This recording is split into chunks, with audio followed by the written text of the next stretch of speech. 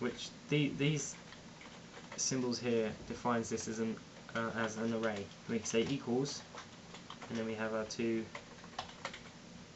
and then we say 0, 1.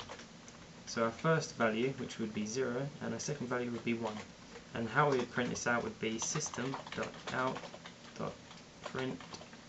That doesn't look right. System.out.print. No, it's just me. Being picky. And then we say value players 0, and that's how we retrieve data from an array. It works the same with every other every data type, and the value equals 0. And you can say 1, and the value will equal 1. But it doesn't equal 1 because that's where where it's stored. We could also make it equal any value that applies to its data type. Right. This also works the same with other data types like Boolean. We can say true, false.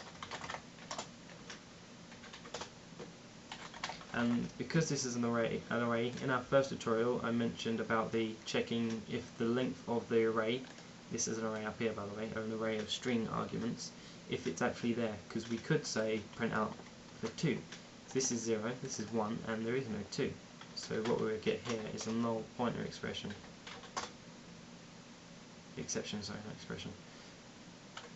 And you can fix that in the same way as we did in our previous tutorial. If players.length is greater than 2,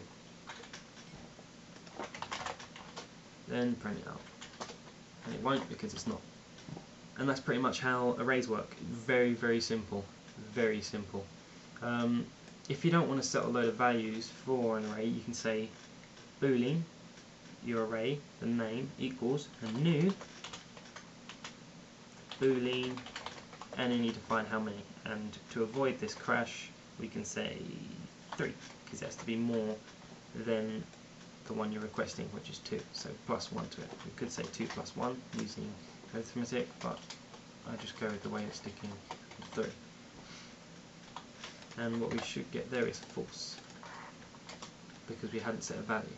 Because by default, all the values in this new thing, this new array here, will be false. So we can say players at 2 equals true,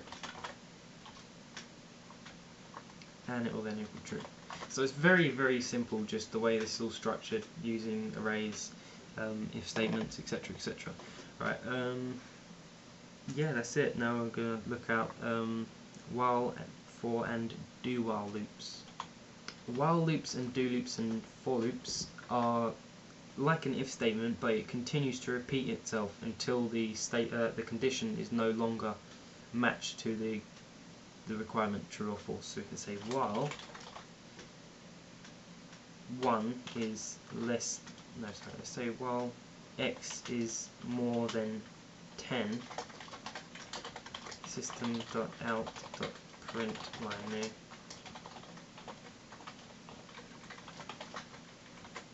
x is plus x. Right, you're going to change that to less than, the less than operator. Right. I'm not sure if I've covered the operators with you actually. Let's quickly cover these. Right, this one is less than the value. This one is greater than. This one is greater than or equal to.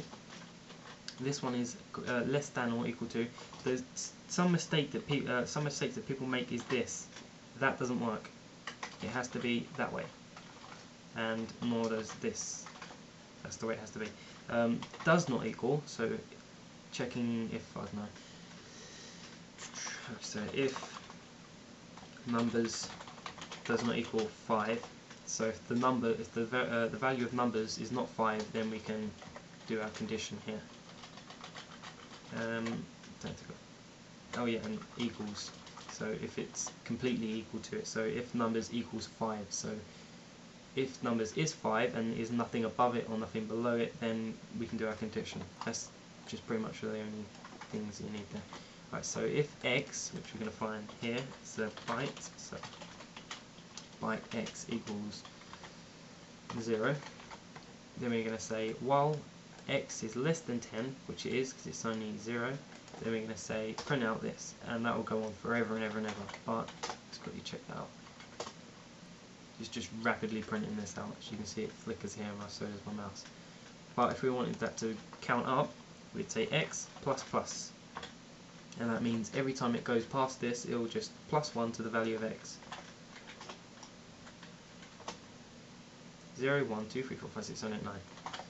It doesn't get to 10 because it has to be, if we wanted it to get to 10, we can say or equal to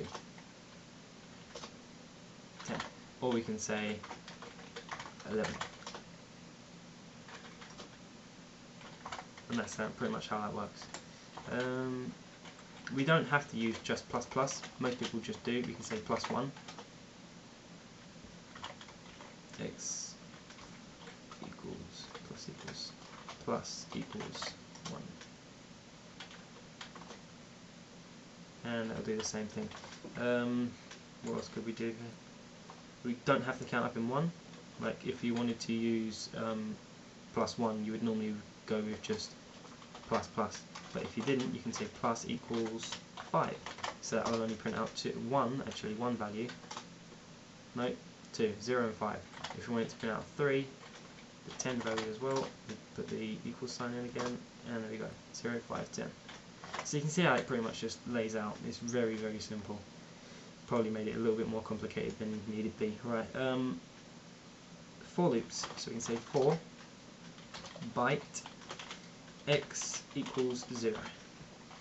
Yes, we can define stuff inside the operator.